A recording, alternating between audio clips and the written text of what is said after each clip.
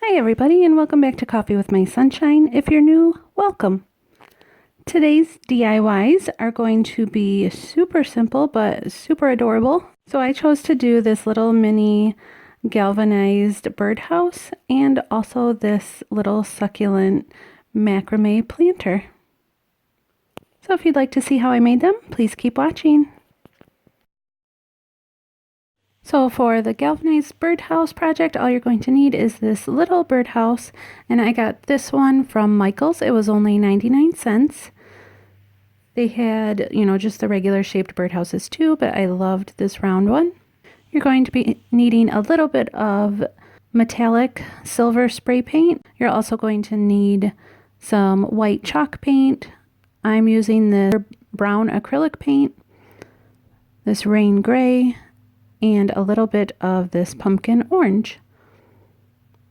Before you spray paint it, you're going to want to tape off the rope loop just so that that doesn't turn silver as well.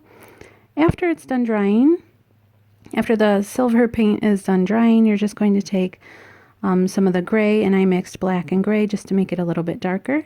And you're going to take kind of a crappy, fluffy paintbrush and just dab it all over. And we use this technique in one of my older videos on the olive bucket, and I will insert a clip right now and also link it above so you can reference back to that one if you need to. And then you're going to take some of the white chalk paint and with the same technique just kind of dab it all over. And like I said in the olive bucket video, the chalk paint for some reason works better and gives a better galvanized effect.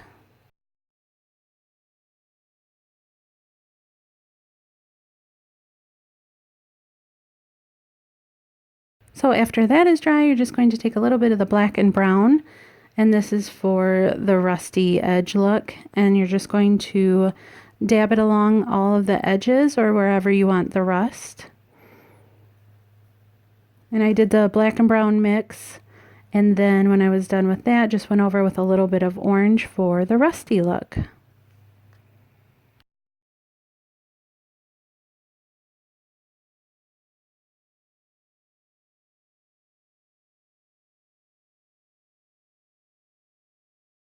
And you can do this birdhouse however you want. You could leave it the wood look, you could stain it, you could paint it all white, you could give it a copper roof, whatever you'd like. But I wanted to go with more of the farmhouse galvanized look. And I think this would be perfect for, if you're decorating one of your coffee table trays. I had somebody ask if I could do some little decor pieces for their tray. And I thought this would be perfect. Also the planter, if you didn't put it in the macrame hanger, but we'll get to that in a little bit. I just thought these were super cute for little summer DIYs.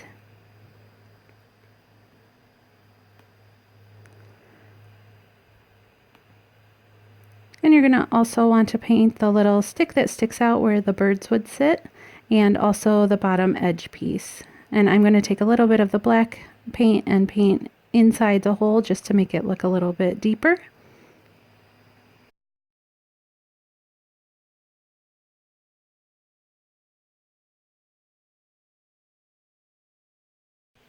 So for the clay pot and macrame holder, you're just going to need this little pot. I got this one from Michael's for only 59 cents. You can get a 3-pack at the dollar store for $1, but they're a little bit bigger than I wanted hanging from my rear view mirror.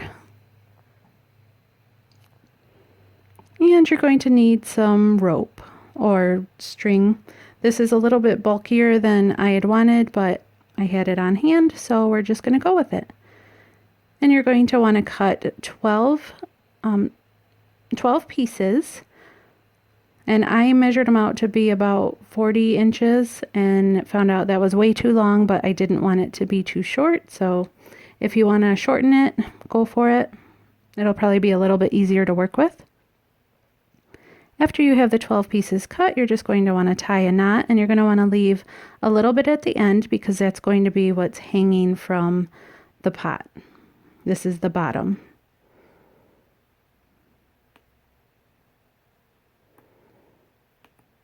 And then just so it's a little bit easier to handle, you're going to want to tape it to whatever surface you're working on. And then you're going to want to section it off, and you want 2 pieces of the rope in each section. And this is also similar to another DIY that I did for the fishnet mason jar. I will insert that right now and also link that one above if you would like to see that. And you're just going to start knotting. And you don't want to go all the way up to the tape. You want to leave a little bit of space. And if you can, try and make them even. I didn't do them super even, but I'm learning.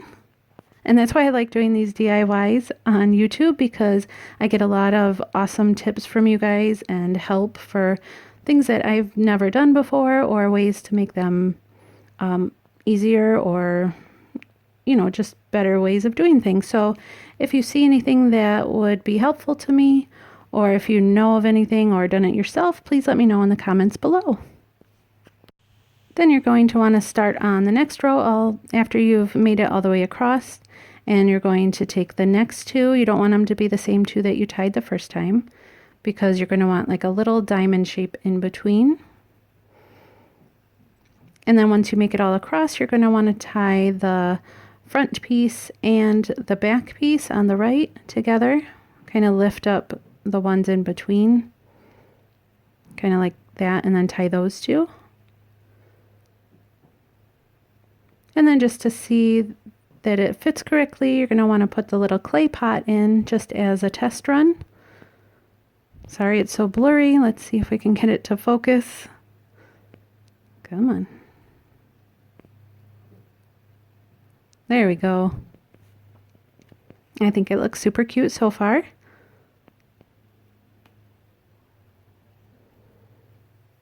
And then you're going to want to tape it back down. And I left the pot in just so I could see kind of where I wanted to place the braids. And you're going to want to start braiding, but this isn't going to be your typical braid, because you're going to use 4 pieces. You're just going to take the 2 middle pieces and kind of act as if they're one. So it's going to be the same technique, you know, as regular braiding, except one section is going to have 2 pieces and the others will just have the regular one. And you're going to want to braid kind of far down, maybe a little bit longer than you think you need, because you don't want to come up too short and have to undo everything.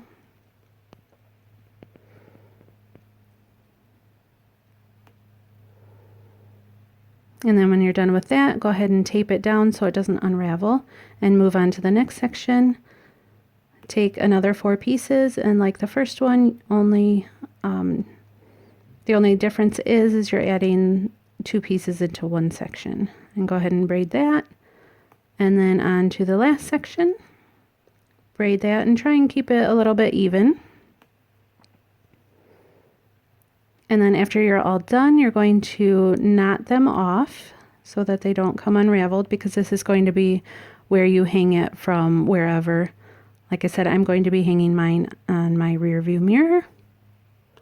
Not sure if that's allowed. I don't know what you're allowed to hang from your rear view mirror, but I'm going to give it a try. So then after the macrame is done, you're going to decorate the pot if you want. You can leave it plain, or you can decorate it with acrylic paint or ribbons. I'm going to go ahead and use the yellow acrylic paint because I think that'll look super cute and summery.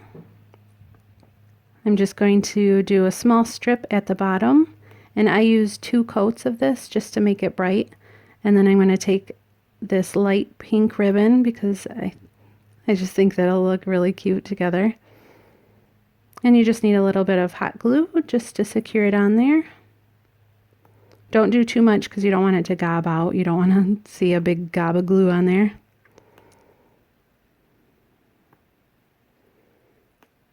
And I just love it. It's so adorable and tiny. And then for the foam on the inside, I just got a pool noodle from Michael's. This was 99 cents. So my husband cut this a tiny piece for me, and this is all I used, was that section that's missing. and we just tucked it into the little pot. And then I took the succulent that I bought from the Dollar Tree a while back and removed the plant and just kind of jabbed it into the foam. And it's actually a perfect fit. I think it's really cute. And then you're going to put the plant into the hanger. And you can cut off some of the length on the bottom. And like I said, you can tell that I made it way too long. So you're going to have a lot of excess to trim off. But this is what it looks like hanging in my car. I think it's so, so cute and summery looking.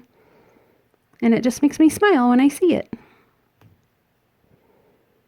Let me know in the comments below if you guys like this one. And here's another clip of the birdhouse. So thanks so much for watching, guys. I really appreciate all your love and support and all of you that return. Thank you, thank you, thank you. And for anybody just stopping by, I hope you consider subscribing. I would love to have you a part of my YouTube family. Thanks so much, guys. I hope you have a wonderful day. I'll see you next time. Bye.